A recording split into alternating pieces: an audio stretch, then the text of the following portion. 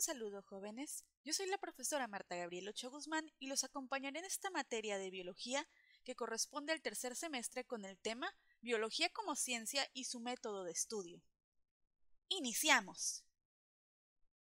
La biología es una ciencia y su origen se debe a la observación. Después de todo, en un inicio, los seres humanos vigilaban los fenómenos naturales y de la vida que ocurrían o acontecían a su alrededor. Eso hacía que brotara la curiosidad en él, por lo cual se generaron diversos debates al respecto de los conocimientos o información que se iba encontrando, y se comenzó a describir de manera formal lo que son las plantas y los animales, dándoles incluso su nombre científico, hasta que llegamos a comprender en determinado punto que todo ser vivo se encuentra compuesto por una célula. Para que ésta se formara como una ciencia tenía que tener cierta rigidez y objetividad, recordemos. Es por ello que se comenzó a describir más formalmente con el método científico. Recordemos, bios es vida, logos es estudio. ¿De qué? De los seres vivos. Todo inició en base a la diferenciación del conocimiento empírico y el conocimiento científico. Un conocimiento empírico es aquel que se consigue en base a la experiencia y la percepción de los sentidos, mientras que por el contrario un conocimiento científico es en base a una observación, creación de análisis, verificación de datos y su comprobación. Esto diferencia una creencia de un dato o un conocimiento comprobado. Por eso es que la biología se fue formalizando a lo largo de la historia hasta que se entendió que es aquella que estudia las formas y expresiones de vida en todos sus aspectos: origen, evolución, clasificación, estructura, función, reproducción, adaptación y la muerte. Y esto lo vamos a comprender en organismos microscópicos y macroscópicos. Sabemos que la vida se va constituyendo por niveles. Es por eso que el origen puede ser químico, como algunas teorías lo sustentan, pero la vida se comienza a percibir desde el nivel celular, cuando ya existe una célula y se expresa unicelularmente o pluricelularmente. Estas pueden formar tejidos, que a su vez forman órganos. Estas pueden formar tejidos, que a su vez van a formar órganos, van a formar individuos, y estos van a interactuar en el planeta. Las teorías como tal que sustentan a la biología son tres grandes teorías. La teoría celular, que demuestra que todos los seres vivos están formados por células y por lo tanto dan unidad al mundo vivo.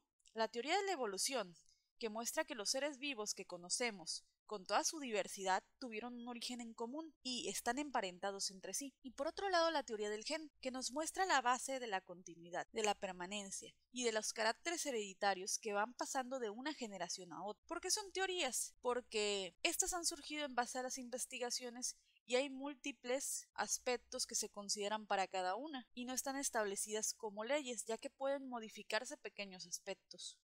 ¿Cuáles son las características de la ciencia? En este caso, aplicadas a la biología. Es sistemática, metódica, objetiva, verificable y modificable. Que sea sistemática significa que las ideas están conectadas de manera lógica entre sí, formadas por conocimientos ya antes descubiertos.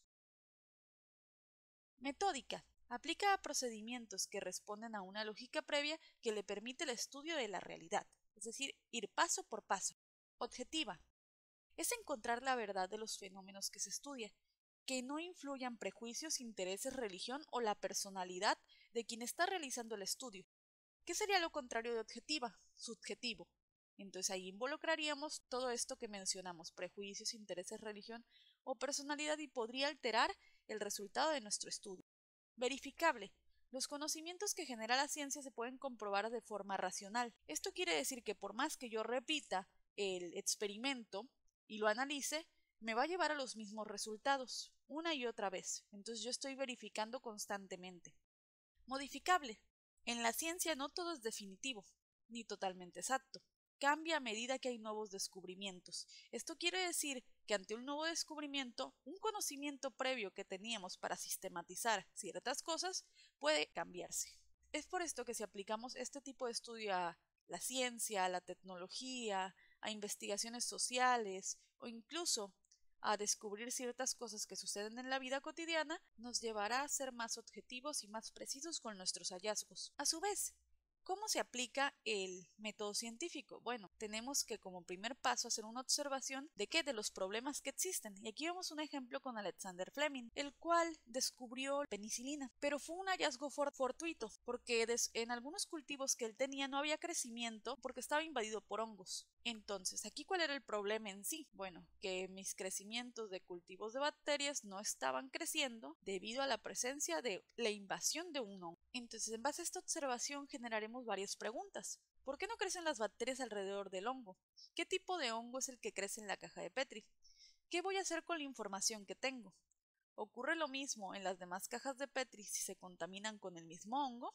En base a esas preguntas, vamos a generar diferentes hipótesis. Hipótesis 1. Las bacterias no crecen debido a que el moho que se formó desprende una sustancia antibiótica que las afecta. Hipótesis 2. La competencia por los nutrientes está a favor del moho gracias a su forma de nutrición y de ello deriva la muerte de las bacterias. Hipótesis 3. El moho ejerce un estrés sobre la bacteria, lo que no permite el crecimiento de la bacteria. Bueno, podemos ver que con las preguntas estas hipótesis son válidas, pero tenemos que hacer ¿qué? Diseñar varios experimentos y realizarlos, y de esta manera posteriormente reproducirlos para analizar los datos estadísticamente. Se tuvo que diseñar y experimentar sobre esto, así que se crearon medios de cultivo con diferentes mohos, con diferentes hongos y las mismas bacterias, y por otro lado, algunas donde era el mismo moho con la misma bacteria, para ver si era el estrés, la competencia por los nutrientes o la sustancia que estos desprendían. Estas pruebas se reprodujeron y se analizaron, y estadísticamente se comprobó que en realidad la hipótesis correcta es la número 1. Las bacterias no crecen debido a que el moho que se formó desprende una sustancia antibiótica, que es el metabolito llamado penicilina. Y actualmente la conocemos y la tenemos en todas las farmacias, en diferentes presentaciones, para poder atender nuestros problemas de salud. Entonces, en conclusión, la hipótesis aceptada, ¿cuál es? La número 1. Y así fue que Alexander Fleming descubrió este medicamento llamado penicilina. Le extraemos a este tipo de hongo. Y de esta manera podemos analizar cualquier tipo de caso. Un planteamiento del problema se puede fundamentar en cualquier observación que tengamos, tan simple como la observación de la acumulación de basura en cierta colonia, o problemas en el saneamiento del aula, problemas para retener ideas de los contenidos de nuestras materias y formular hipótesis, y de esta manera diseñar y experimentar para analizar resultados y sacar nuestras propias conclusiones. Hemos terminado, jóvenes. Cuídense y permanezcan en su casa.